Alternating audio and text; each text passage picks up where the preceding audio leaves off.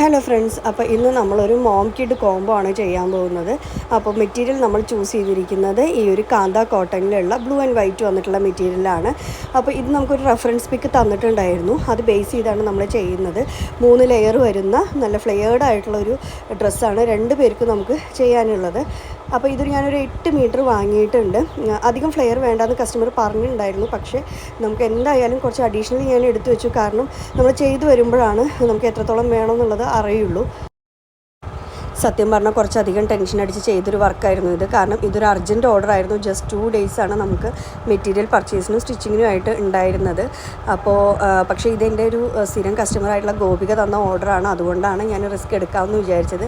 പക്ഷേ അതിലെല്ലാം അബദ്ധം പറ്റിയത് ഒരു 10 മണി കഴിഞ്ഞപ്പോൾ ഒക്കെ പോയ കറണ്ട് പിന്നെ വന്നത് ഒരു 12:30 ആകുമ്പോഴേക്കാണ്. അപ്പോൾ ഞാൻ അതിൻ്റെ കട്ടിങ് എല്ലാം തീർത്ത് വെച്ചു. അത് കഴിഞ്ഞ് കറണ്ട് വന്നതും ചടപടയെന്ന് സ്റ്റിച്ചിങ് തീർക്കുമായിരുന്നു. അപ്പോൾ അതേ നമ്മളുടെ ഡ്രസ്സ് റെഡി ആയിട്ടുണ്ട്. ഇതാണ് മോൾക്ക് വേണ്ടി ചെയ്തിട്ടുള്ള ഡ്രസ്സ്.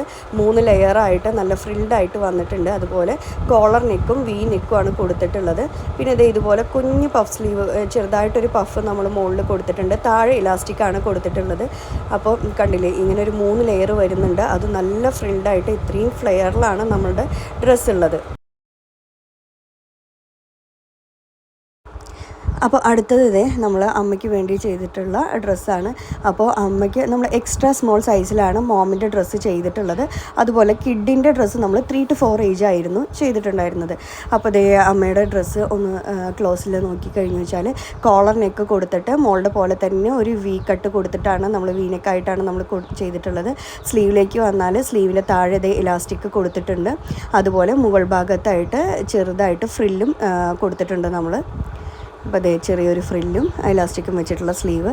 അതുപോലെ തന്നെ 3 ലെയേർഡായിട്ട് നല്ല ഫ്ലെയർ ആയിട്ട് തന്നെ നമ്മൾ ചെയ്ത് കൊടുത്തിട്ടുണ്ട്. അപ്പോൾ നമ്മളോട് കസ്റ്റമർ ഓർഡർ തരുമ്പോൾ പറഞ്ഞിട്ടുണ്ടായിരുന്നു അധികം ഫ്ലെയർ ഇല്ലെങ്കിലും കുഴപ്പമില്ല എന്ന്. പക്ഷേ ഞാൻ മാക്സിമം നല്ല ഫ്ലെയർഡായിട്ട് കിട്ടാൻ വേണ്ടിയിട്ട് ട്രൈ ചെയ്തിട്ടുണ്ടായിരുന്നു. അപ്പോൾ അതുപോലെ തന്നെ നമ്മൾ ബാക്കിൽ ടൈ ചെയ്യാനുള്ള ഓപ്ഷൻ കൂടി നമ്മൾ കൊടുത്തിട്ടുണ്ട്. കാരണം നമ്മളിത് കസ്റ്റമറിൻ്റെ അടുത്ത് നിന്ന് മെഷർമെൻറ്റ് വാങ്ങിയിട്ടല്ല, നമ്മൾ സ്റ്റാൻഡേർഡ് മെഷർമെൻറ്റ്സ് എല്ലാം വെച്ചിട്ടാണ് ചെയ്യുക. അപ്പോൾ എന്തെങ്കിലും അവർക്ക് ആൾട്രേഷൻ വേണ്ടി വന്നാൽ തന്നെ ടൈ ചെയ്ത് വെക്കാൻ വേണ്ടിയിട്ട് നമ്മൾ ടൈ കൂടെ കൊടുത്തിട്ടുണ്ട്. അത് 2 പേരുടെ ഡ്രസ്സിലും നമ്മൾ ടൈ കൊടുത്തിട്ടുണ്ടായിരുന്നു.